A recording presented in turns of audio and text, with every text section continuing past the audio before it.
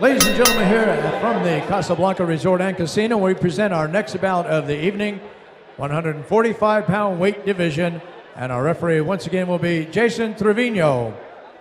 Introducing first, he'll be fighting out of the blue corner.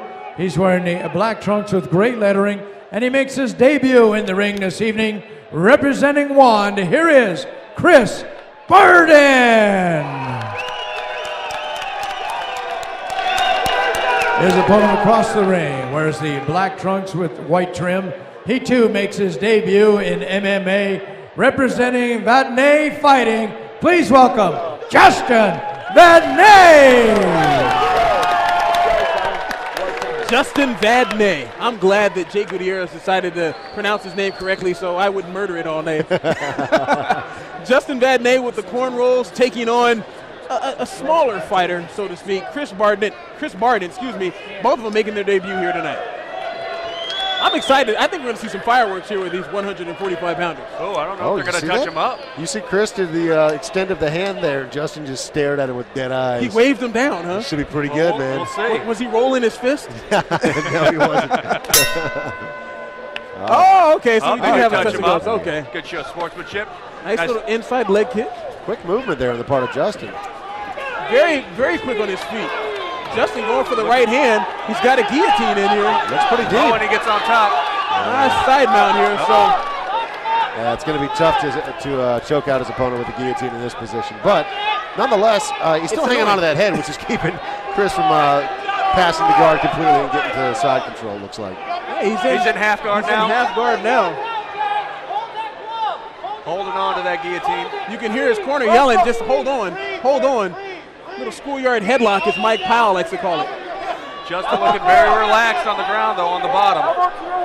And really, we have 2-minute rounds, so there's no feeling out process. Guys can win rounds by, either having position or having a submission attempt. And, we only got a minute left in the round.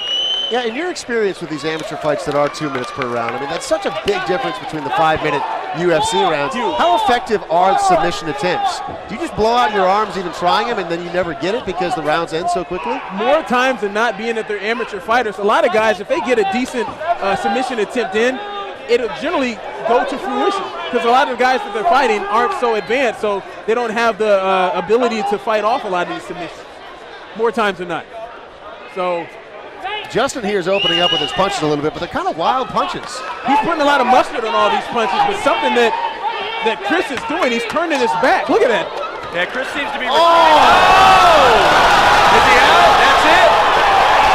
I thought that Dana White unhappy as his. That was almost a Scott Smith-Pete Sill moment right there. Justin looked like he had Chris in trouble, and Chris came out and just put Justin on the ground. He sure did. I was going to say the exact same thing. The exact same thing. I mean, Chris looked like he had, just got hit with a pretty good shot going down to his rear, just kind of reached back and hit Justin with a hard right hand. Take a look at the replay. He's running away and then turns around. You know what? Gets Here's hit right that there. punch and bam, big overhand right, puts him to sleep. Maybe he got It was just a trip. It was a trip. Yep. That was a beautiful right hand. Oh, that overhand right was sick. He timed that perfectly. And he used the momentum of his opponent.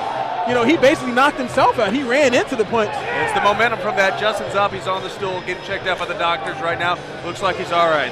Yeah, and we were talking about how important it is to not throw crazy wild punches. It's important to put a lot of heat on your punches, but using your body weight, not necessarily these big swinging wild punches, because then right here, there's the right hand. His other hand is down. If he had that left hand up, he could have blocked that big overhand right that put him to sleep. That was right on the button, man. His chin knocked him over. That's pretty much what it was. It sure did. And that's something you see a lot with amateur fighters. I mean, some guys get overzealous, even professionals sometimes. They get overzealous, and you alluded to the fight, Scott Smith and who was it? Pete Sill. Yeah, Drago.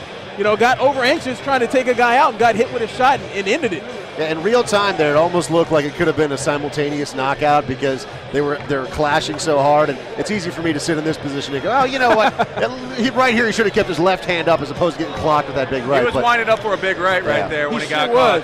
All right, well, let's go in there and see how happy he is. Jake Gutierrez has our official announcement. Ladies and gentlemen, we have the time of 1 minute 40 seconds of the first round. The winner by knockout, Chris Barden.